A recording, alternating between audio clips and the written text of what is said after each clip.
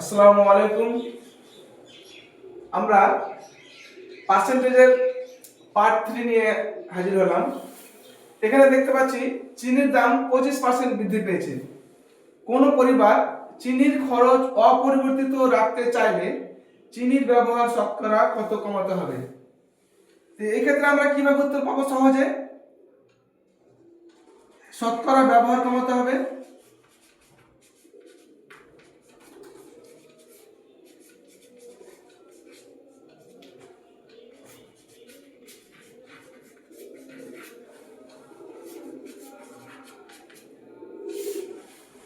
যত পার্সেন্ট বৃদ্ধি পেয়েছে সেটা উপরে ইন্টু 100 আর নিচে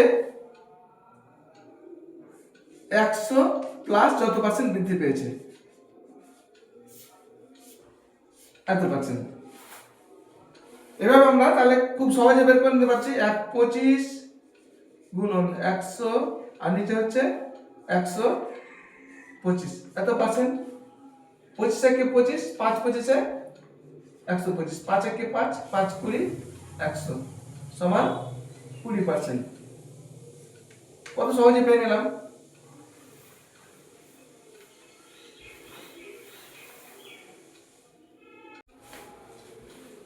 পরের অঙ্কটা আমরা দেখতে পাচ্ছি কি চিনির দাম 25% হ্রাস পেয়েছে। কোন পরিবার চিনির খরচ অপরিবর্তিত রাখতে চাইলে চিনির ব্যবহার শতকরা কত বাড়াতে হবে? এখানে কি বলেছে কত বাড়াতে হবে, তো আমরা শতকরা ব্যবহার বাড়াতে হবে আগের মতোই করব, শুধু এখানে এই প্লাসের জায়গাতে মাইনাস দিয়ে দেবো, তাহলে আমরা উত্তরটা পেয়ে নেব। তাহলে ওখানে কি হচ্ছে উপরে 25 গুণন 100 বাই 75, 25 একে 25, 3 25 75 এত পার্সেন্ট। এটাকে ভাগ করলে হবে 33 পূর্ণ 1/3%।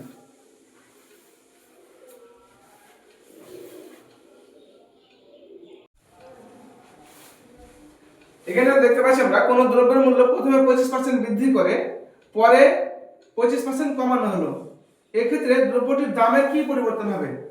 কোন কোন জিনিসের দাম যদি বৃদ্ধি করে আবার ওই একই পার্সেন্ট কমানো হয় তাহলে দামের পরিবর্তন কি হবে? সবসময় হ্রাস হবে।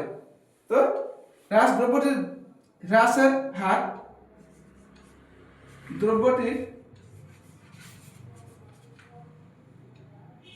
দাম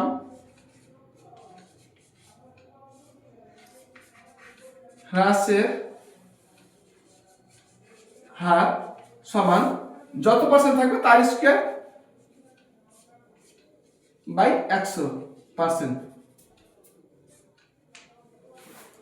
খুব সহজে পেয়ে নেব আমরা। 25 কে 25 দিয়ে গুণ করলে কত পাই? 625 আর নিচে 100। একের পরে কত শূন্য আছে? দুইটা শূন্য আছে, তার মানে দুই ডান দিক থেকে 2 ঘর দশমিক এগিয়ে দিলে আমরা উত্তরটা পেয়ে নেব 6.25, 6.25%। কত সহজে পেয়ে নিলাম উত্তরটা।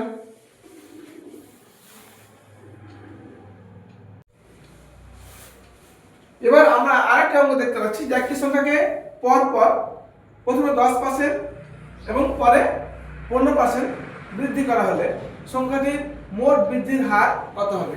এই ক্ষেত্রে আমরা খুব সহজে কি করে বের করতে পারবো? প্রথমে কত পার্সেন্ট আছে? 10% যোগ 15% যোগ 10 গুণন 15 বাই 100।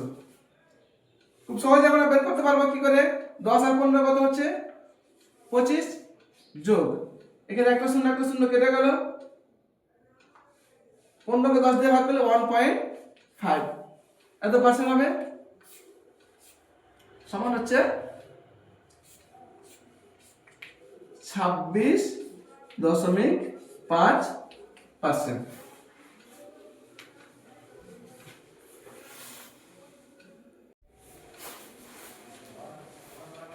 এবার আমরা দেখতে পাচ্ছি একটি সংখ্যাকে প্রথমে 10% বৃদ্ধি আর পরে 12% হ্রাস করা হলে সংখ্যাটির মোট বৃদ্ধি বা হ্রাসের হার কত হবে? এরকম ক্ষেত্রে আমরা কি করব? প্রথমে যেটা বৃদ্ধি সেটা বৃদ্ধির সঙ্গে তারপরে হ্রাস কত হয়েছে 12% মাইনাস বৃদ্ধি ইনটু হ্রাস বাই 100।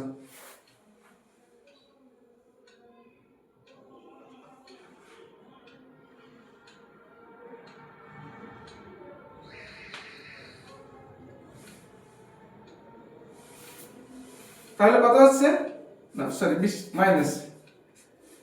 এরকম ক্ষেত্রে যদি আমাদের উত্তর যদি মাইনাস আসে তাহলে হ্রাস হবে, মোট হ্রাস হবে, আর উত্তর যদি প্লাস আছে তো মোট বৃদ্ধি হবে। তাহলে কত হচ্ছে, আমরা এখানে পাচ্ছি -2 মাইনাস